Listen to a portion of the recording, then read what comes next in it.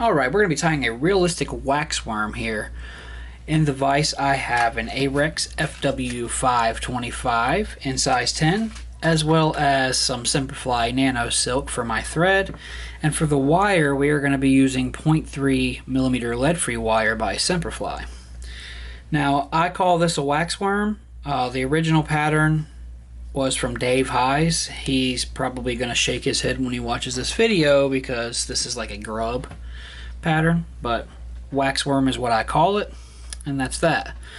We're going to take about 16 wraps here.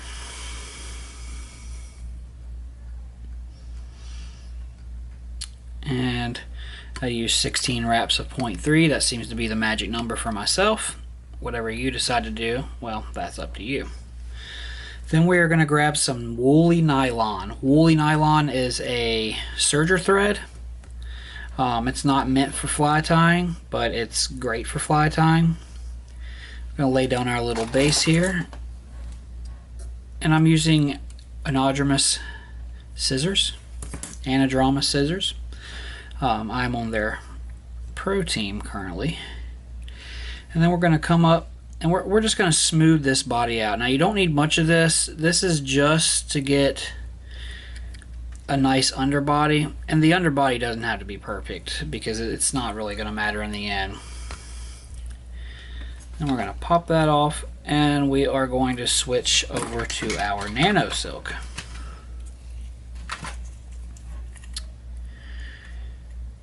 We're going to start our nanosilk here.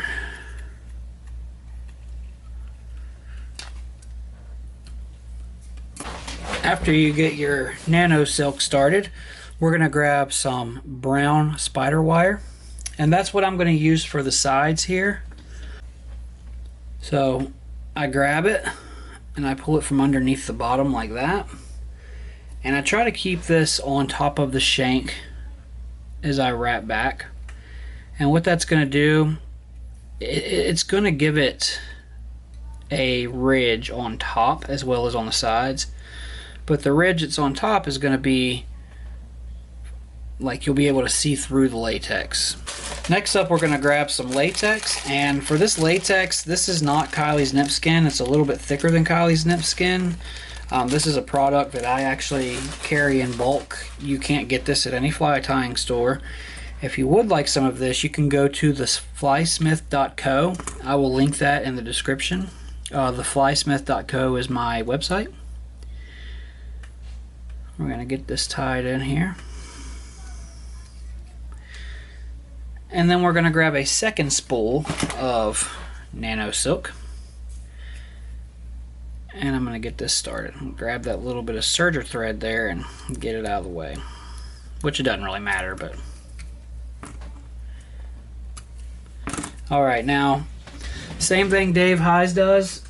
I don't think he uses the same color marker, but we're going to pull this back a little bit.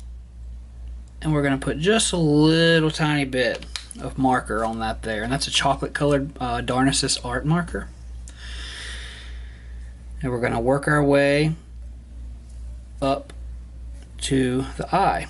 Now when you cut your little slit in this, that's what's going to help with the taper.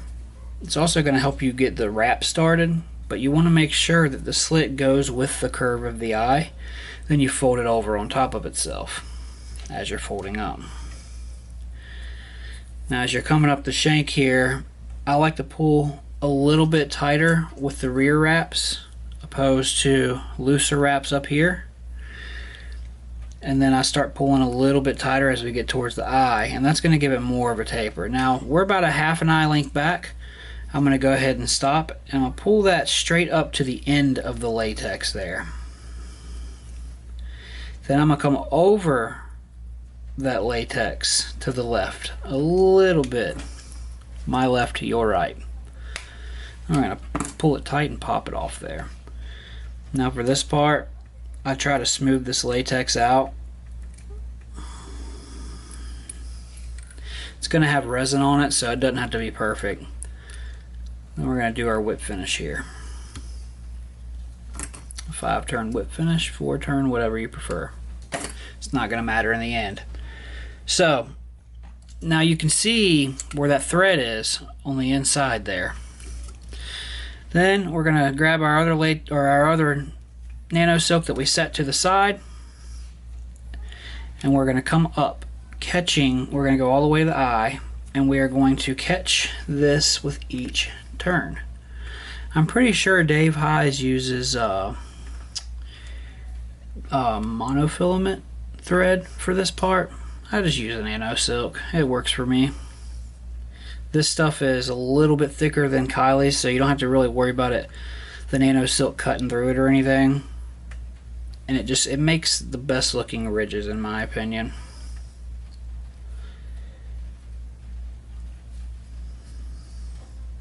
And we're just keeping this on the side the best we can. And it, you know, I don't think it matters to the fish. The fishermen, maybe. But the fish themselves, if you're targeting fishermen, make it perfect. If you're targeting fish, make it how you want. That's what I always say. We're almost done. I also don't do too much of a taper at the rear of the fly with the stuff, because a real grub doesn't taper like that. It's just kind of how it is. All right, once I get all the way up, I'm gonna pull these out and make just a couple little turns, and then we're gonna snip the excess close.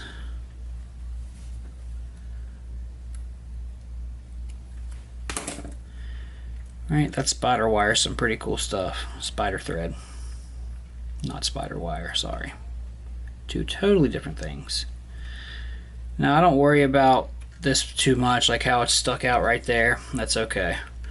So we're going to do another couple turn whip finish here. We'll put about 5 turns in it. Make sure it's good and tight. And then we're going to snip that off as well. Now I'm going to grab that marker again, and I'm going to add just a little bit. I got a little dubbing there. We're going to add a little bit around it. And then I dab it with my finger, and that's what's going to give it that smooth looking, like, transition, I guess you'd say. Alright, then we're going to grab our Semperfli no-tack UV resin. And you don't want to get it too much on the fly. You want to be able to see the ridges. If you have too much resin, the ridges kind of disappear. That's definitely not what you want. You want to be able to see those ridges.